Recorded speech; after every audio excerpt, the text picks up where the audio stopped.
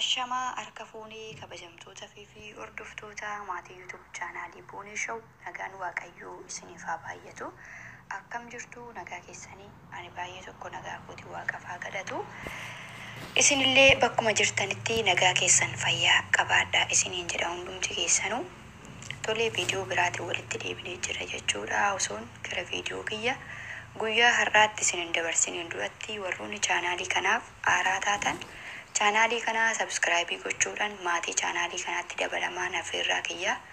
Akkasuma warroonni aga kana dura na wajjin jirtanii guddaa galatoomaa galanni keessan guddaadha isiniin jechuun barbaada jechuudha. Tolee gara viidiyoo kiyya guyyaa har'aatti yoon isin dabarsu obboleewwan keenya amantaa musliimaa hundumti keessanuyyuu baga ayyaana ramadaanaa keessanii bagattiin isin ga'e isiniin jedha. Ayyaana gaarii isiniif haa ta'u. Ayyaana tokkummaa, ayyaana jaalalaa, ayyaana gammachuu, ayyaana waan itti yaaddan hundumaatti milkooftan isiniif haa ta'u obboleewwan kiyyaa baga waggaa keessanii. Waggaa ga'uun hedduu tokko namatti tola jechuudha. Yeroo haala hundumaa keessatti jechuudha. Haala hundumaa keessa darbanii waggaa ga'uun ji'a ramadaanaa kana ga'uun baay'ee tokko nama gammachiisa, baay'ee tokko namatti tola. Kanaafuu irra deebiidhaanuu baga keessan baga ittiin isin ga'ee ramadaana gaarii isiniif haa ta'u isiniin jechuun barbaada jechuudha.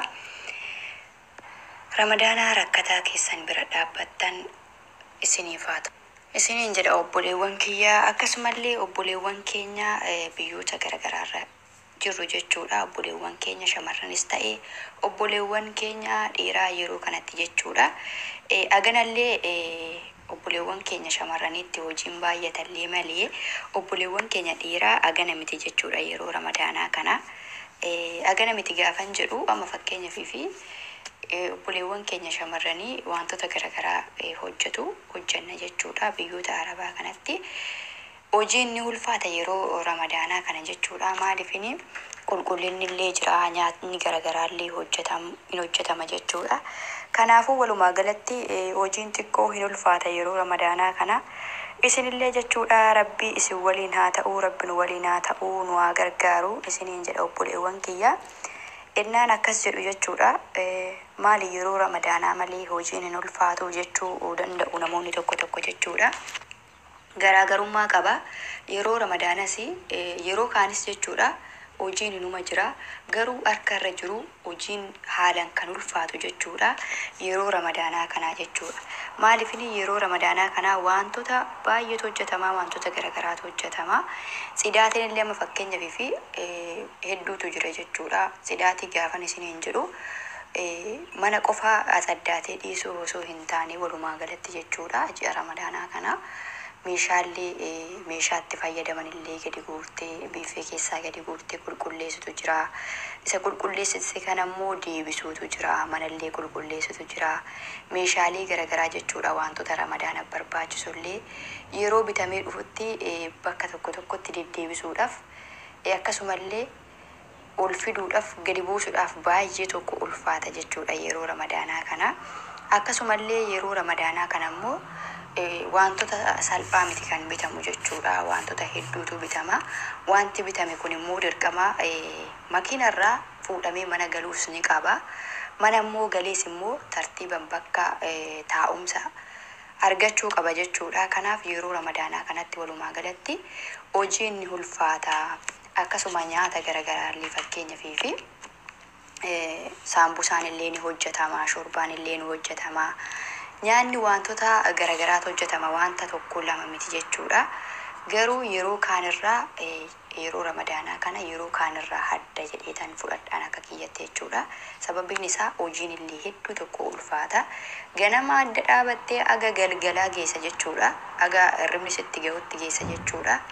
Kanaafuu obsaa fi dandeettii isaanuuf haa kennu isiniif haa kennu isiniin jedha obboleewwan kiyyaa. Jabaadhaa isiniin jechuun barbaada jechuudha.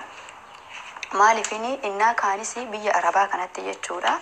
Yeruma kaanis hojiin inuma ulfaatti. Garuu ani yeroo kana yeroo ramadaana kana waanan argillee jira jechuudha. Hedduu tokko ni ulfaatti. Kan durii irraa hedduu ulfaata jedhee yaada. Warroonni kaan yeroo akkana jiru amma duratti yeroo durii sinuma jira. kan duriirraa maaltu adda godhee ni jettu. Warroonni kaan immoo waan keessa jirtaniif immoo ni beektu jechuudha. Kanaaf walumaa galatti haala hundumaa keessatti Waaqayyoon isin haa gargaaru, jabaadhaa danda'a isiniin jedha. Akkasuma irra deebiidhaan ammallee baga geessan Ramadaana isiniin jedha. Viidiyoo lama qabadhee dhufe jechuudha. Viidiyoon koo keessatti qabxii tokkoffaan ergaa baga geessanii dabarfachuudha dhufe jechuudha. Viidiyoo qabxii lammaffaa keessatti jechuudha. Viidiyoodhuma kana keessa ta'ee qabxii lammaffaan isaa immoo maalidha? Obboleewwan keenya mana hidhaa Saudi Arabiyaa keessatti rakkachaa dararamaa rakkoon guddaan irra gahaa ture jechuudha. Keessaa muraasti isaanii gara biyyaa galanii jiru jechuudha. Guyyoota lamaan darban kana guyyoota sanatti garuu viidiyoo hojjechuun natti hin tolle, biiziin ta'e jechuudha. Naaf hin mijanne viidiyoo hojjechuudhaaf garuu keessi koo baay'ee tokko na gammadeera. Gammachuu koo immoo viidiyoo waraabee bahee ibsachuudhaaf immoo naaf hin mijanne, natti hin tolle, biiziin ta'e jechuudha.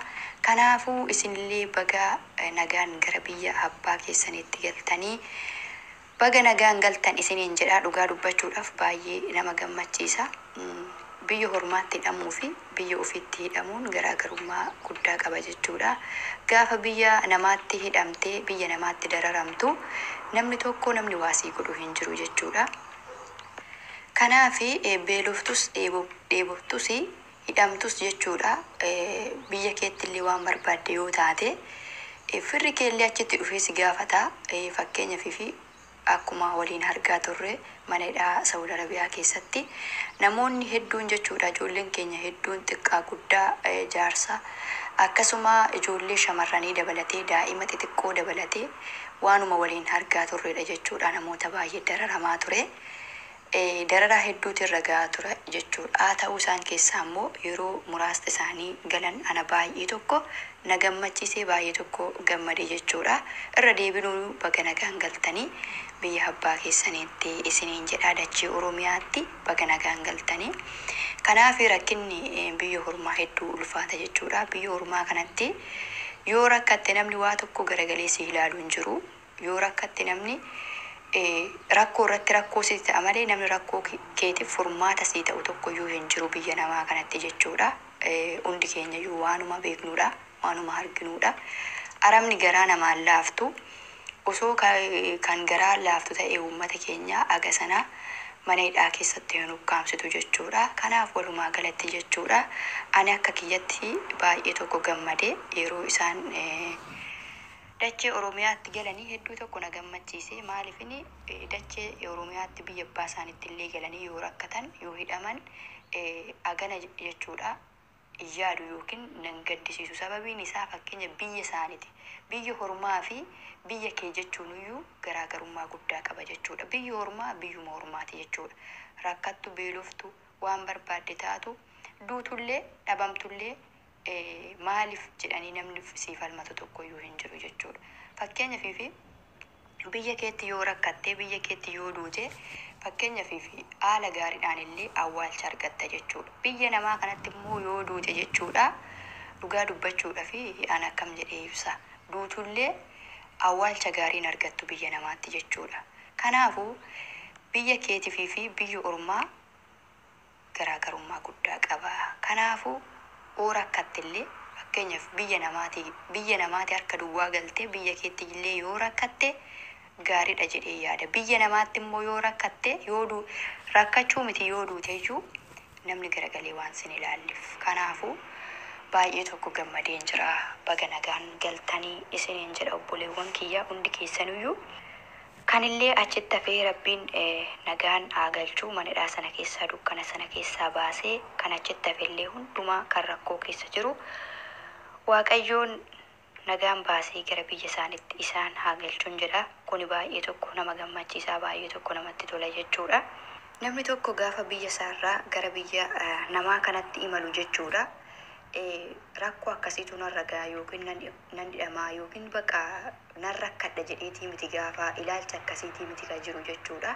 Hojjadhee maatii koo jijjiiree akkasuma biyya koo jijjiiree ofillee jijjiiree deebi'aadhaan biyyaa baha. Garuu gaafa biyyaa bahe kanatti biyya namaa keessatti rakkoo hedduutu irra gahaa jechuudha. Kanaaf rakkoo hundumaa damdamattanii haala hundumaa keessatti Babayii hundumaa keessan ceetanii baga nagaan galtan isiniin jedha. Tolee kabajamtoota hordoftoota keenya viidiyoon koo guyyaa har'aa kanumaadha jechuudha. Viidiyoon koo guyyaa har'aa tokko obboleewwan keenya amantaa musliimaa baga geessanidha. Inni lammaffaa immoo obboleewwan keenya Saudi Arabiyaa irraa baga nagaadhaan biyya abbaa keessanitti galtanidha ka jedhudha. Kanaafi viidiyoon koo guyyaa har'aa kanumaadha. Aga viidiyoo biraatti walitti deebinutti nagaa fayyaanaaf qabaadhaa isiniin jedha. Viidiyoon kiyya yoo isinitti tole laayik sheer gochuu hin dagatinaa. Yaadaffii fi qeeqa qabdan immoo koomentii jalatti naa barreessuu hin dagatinaa. Turtii gaarii.